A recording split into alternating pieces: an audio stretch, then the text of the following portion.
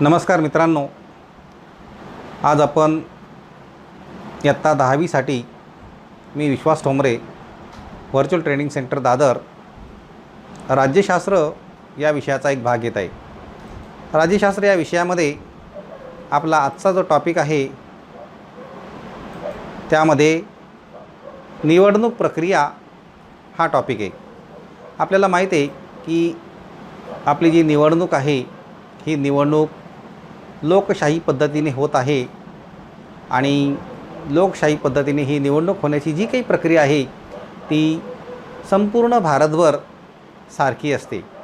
आपल्या देशाचं जे काही संसद भवन आहे ते दिल्ली या ठिकाणी आहे, त्याचं हे चित्र आहे।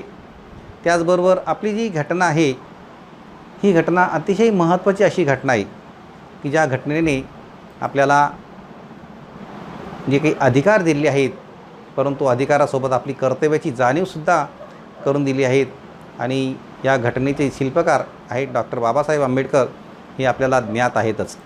त्याचबरोबर आपण आजच्या या घटकामध्ये जे पाठ्यमुद्दे अभ्यासणार आहोत त्यामध्ये लोकशाही आणि निवडणूक प्रक्रिया असे दोन प्रकारचे जे पाठ्यमुद्दे आहेत। आता लोकशाही म्हटलं तर आपल्याला माहीत आहे की लोकांसाठी चालवलेले राज्य म्हणजे लोकशाही, ही आपण लोकशाहीची व्याख्या केलेली आहे। आता आपलं जे काही संविधान आहे या भारताच्या संविधानाने भारताचे धर्मनिरपेक्ष लोकशाही गणराज्य निर्माण करण्याचं उद्दिष्ट मांडलेलं आहे। नागरिकांना न्याय मिळावा, त्यांचं स्वातंत्र्य अबाधित राहावं म्हणून संविधानामध्ये अत्यंत महत्त्वपूर्ण अशा तरतुदी करण्यात आलेल्या आहेत। त्यामध्ये सामाजिक न्याय आणि समतेवर आधारलेला एक प्रागतिक विकसित समाज निर्माण करण्यासाठी एक साधन म्हणून भारताच्या संविधानाकडे पाहिले जाते। आपलं हे जे संविधान आहे या संविधानानुसार राज्यकारभार करण्यास आपण 26 जानेवारी 1950 पासून सुरुवात केलेली आहे आणि तेव्हापासून आत्तापर्यंत आपला जो काही राज्यकारभार आहे तो संविधानाच्या आधारे सुरू आहे। त्यातून भारतातील लोकशाहीचं जे काही स्वरूप आहे ते व्यापक आहे आणि त्यामध्ये राजकीय प्रक्रियेमधचं जे काही महत्त्व आहे त्यामध्ये अनेक प्रकारचे बदलसुद्धा झालेले आहेत। यामध्ये सामाजिक न्याय आणि समता प्रस्थापित करण्याच्या दृष्टीने अनेक महत्त्वाची काही पावलंसुद्धा उचलली गेलेली आहेत। या ठिकाणी आपण चित्र पाहू शकतो डेमोक्रॅसी इन क्रायसिस, की लोकशाहीमध्ये आपले जे काही अधिकार आहे या अधिकाराला खूप महत्त्व आहे आणि लोक आपले अधिकार मागण्यासाठी जागरूक असतात आणि ते मागू शकतात। त्याचबरोबर या लोकशाहीमध्ये अतिशय एक महत्त्वाचा मुद्दा आहे तो म्हणजे मताधिकार। आपल्या देशामध्ये प्रौढ मतदानाचा अधिकार आहे आणि या प्रौढ मतदानाच्या अधिकाराची तरतूद आपल्या या भारतीय संविधानामध्ये करण्यात आली। खरं म्हणजे या स्वतंत्र भारतामध्ये प्रत्येक स्त्री आणि पुरुषाला वयाची 21 वर्ष पूर्ण झाली की त्याला मतदानाचा अधिकार आपल्या संविधानाने दिलेला आहे। परंतु हा जो अधिकार आहे तो त्या अधिकाराचं स्वरूप आणखी व्यापक करण्यात आलेलं आहे आणि तो अधिकार 21 वर्षावरून आता 18 वर्ष करण्यात आलेला आहे। खरं म्हणजे लोकशाहीची व्याप्ती वाढवणाऱ्या हे जे बदल आहेत ते बदल अतिशय महत्त्वाचे आहेत आणि आपली लोकशाही जगातील सर्वात मोठी अशी लोकशाही मानली जाते। कारण जो काही बदल आहे तो केवळ संख्यात्मक बदल नाही तर तो गुणात्मक आहे आणि त्यामध्ये लोकांच्या इच्छा, आकांक्षा आणि प्रतिनिधित्व देण्याचा जो काही हेतू आहे हा हेतू अनेक पक्ष आपल्या स्पर्धेमधून दाखवून देतात। लोकांच्या इच्छा आकांक्षांना प्रतिनिधित्व देण्याच्या हेतूनेच अनेक पक्ष या स्पर्धेमध्ये सुद्धा आपल्याला असतात, ही आपल्याला माहीत आहेच।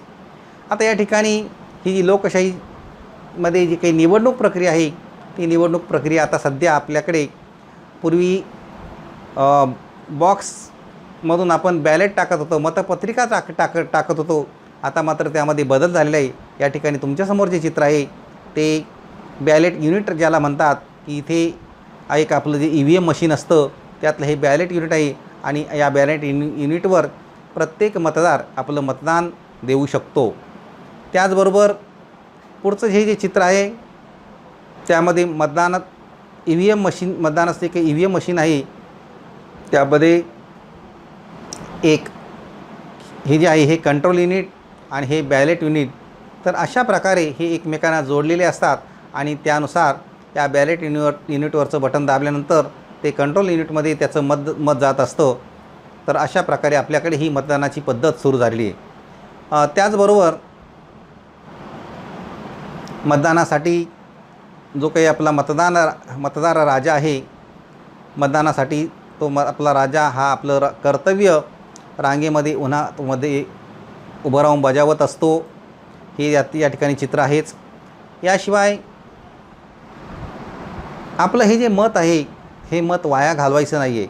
म्हणजेच एक वोट से होती जीत हार, वोट न हो कोई बेकार, असं एक म्हण आहे की आपलं मत अतिशय महत्त्वाचं आहे आणि एक मत हे कोणत्याही एका उमेदवाराची जीत हार त्यामध्ये होऊ शकते.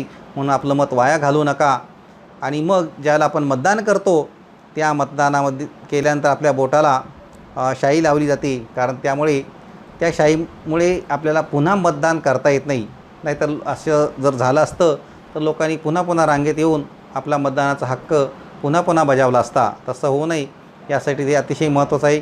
आणि या लोकशाहीचा जो कणा म्हटलं गेलं जातं तो म्हणजे पंचायती राज हा ते आपल्या लोकशाहीचा कणा मानला जातो. कारण पंचायती राज वरूनच ही लोकशाहीची संकल्पना मोठी झालेली आहे. कारण या पंचायती राजमध्ये प्रत्येक नागरिकाला आपलं मत मांडण्याचा, आपलं म्हणणं मांडण्याचा अधिकार असतो. आणि अशा प्रकारचं चित्र हे तुमच्यासमोर दाखवलेलं आहे. याशिवाय लोकशाहीच्या या प्रक्रियेमध्ये डॉक्टर बाबासाहेब आंबेडकर यांचा मोलाचा सहभाग आहे, मोलाचा वाटा आहे. कारण त्यांनी स्वातंत्र्य, समता, बंधुत्व, बंधुभाव या त्रयीवर आपल्या या लोकशाहीच्या प्रक्रियेमध्ये, आपल्या घटनेमध्ये भर देण्यात आलेला आहे त्यानुसार. आणि म्हणून भारताची जी काही लोकशाही आहे ही लोकशाही फार मोठी आहे.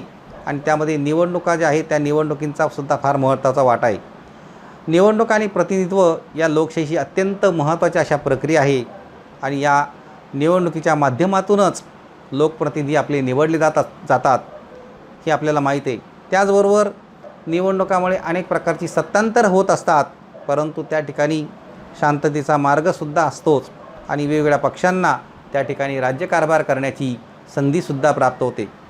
नंतर जे काही शासन येतं त्या शासनाच्या धोरणामध्ये बदलसुद्धा घडत असतात आणि त्यातून आपलं समाज जीवनही बदलत असतं. कारण आपण जे प्रतिनिधी आपले निवडून पाठवतो त्यामध्ये ते कार्यक्षम, प्रामाणिक, विश्वासू, जनमताची कदर करणारे असायला पाहिजे. आणि अशा प्रकारची भावना त्या ठिकाणी असते. ज्या निवडणूक प्रक्रियेद्वारे आपण त्यांना निवडून देणार आहोत ती निवडणूक प्रक्रियासुद्धा खुली, न्याय आणि विश्वासार्ह असावी लागते. आणि या दृष्टीने भारताच्या संविधानाने सुद्धा निवडणुका घेण्यासाठी एक स्वतंत्र निवडणूक आयोगाची सुद्धा तरतूद केलेली आहे. त्याचबरोबर हा जो भारताचा निवडणूक आयोग आहे, म्हणजे भारताचा निवडणूक आयोग आणि राज्य पातळीवर असणारा राज्य निवडणूक आयोग, म्हणजे थोडक्यात भारत निवडणूक आयोग आणि राज्य निवडणूक आयोग आपल्या देशातील सर्व ज्या काही महत्त्वाच्या निवडणुका असतात त्या निवडणुका 2 भागामध्ये घेत असतात. आणि निवडणुकीच्या तारखा घोषित करण्यापासून ते निवडणुकांचे निकाल जाहीर करेपर्यंतची संपूर्ण जबाबदारी ही त्या निवडणूक आयोगाची असते. आणि त्यांच्या मार्गदर्शनाखाली आणि नियंत्रणाखाली हे सगळं काम चालू असतं. त्याचबरोबर या ठिकाणी एका मोठ्या आणि व्यापक लोकशाही प्रक्रियेचा भाग म्हणून त्या ठिकाणी ही जी निवडणूक प्रक्रिया अतिशय महत्त्वाची मानली जाते. आणि या पाठामध्ये आणखीन आपल्याला काही भाग घ्यायचा आहे. त्याचबरोबर या ठिकाणी हा जो निवडणूक आयोग आहे या निवडणूक आयोगाच्या संदर्भात माहिती घेत असताना भारतीय संविधानाच्या कलम 324ने या ठिकाणी स्वायत्त यंत्रणेची निर्मिती केलेली आहे. आणि ती स्वायत्त यंत्रणेची निर्मिती त्यामध्ये राष्ट्रपतीची भूमिका ही फार महत्त्वाची असते. कारण या ठिकाणी राष्ट्रपती काय करत असतात तर निवडणूक आयुक्त जे असतात त्या निवडणूक आयुक्तांची नेमणूक करत असतात. याशिवाय त्यामध्ये एक मुख्य निवडणूक आयुक्त असतो आणि या मुख्य निवडणूक आयुक्ताच्या सोबत आणखी एक निवडणूक आयुक्त दुसरा असतो आणि दुसरा एक निवडणूक आयुक्त. अशा प्रकारे एक मुख्य आणि 2 असे 2 आयुक्त असतात. त्या ठिकाणी खरं म्हणजे निवडणूक आयोग जो असतो या निवडणूक आयोगाकडे स्वतंत्र असा कर्मचारी वर्गही उपलब्ध नसतो, परंतु जो काही कारभार असतो तो मात्र नीटनेटका पार पाडला जातो. मग त्या ठिकाणी शासकीय अधिकारी असतात, त्यामध्ये शिक्षक असतात आणि इतर सगळे कर्मचारी, शासकीय कर्मचारी यांच्या मदतीने ही निवडणूक प्रक्रिया पार पाडण्याचं काम या निवडणूक आयोग जो असतो त्या आयोगाला करावं लागतं आणि तो आयोग हे काम स्वतंत्रपणे व्यवस्थित रीतीने पार पाडत असतो. तर अशा प्रकारे आपण ह्या निवडणूक प्रक्रियेचा जो काही एक भाग आहे तो आपण छोटासा भाग आपण घेतलेला आहे. आता यावर काही प्रश्नसुद्धा मी दिलेले आहेत की जसा पहिला प्रश्न आहे, भारतात किती वयोगटासाठी मतदानाचा अधिकार प्राप्त झाला आहे? लोकशाहीमुळे नागरिकांना कोणते हक्क मिळतात? मुख्य निवडणूक आयुक्ताची नेमणूक कोण करतो? मुख्य निवडणूक आयुक्तासोबत किती आयुक्त असतात? आणि निवडणूक संपूर्ण पार पाडण्याची जबाबदारी कोणाची असतात? अशा प्रकारचे हे छोटे छोटे काही प्रश्न या आपल्या घटकावर देण्यात आलेले आहेत. मला वाटतं या घटकावरचे प्रश्न तुम्हाला सोडवायला काहीच हरकत नाही आणि ते तुम्ही सोडवायचे आहेत. धन्यवाद.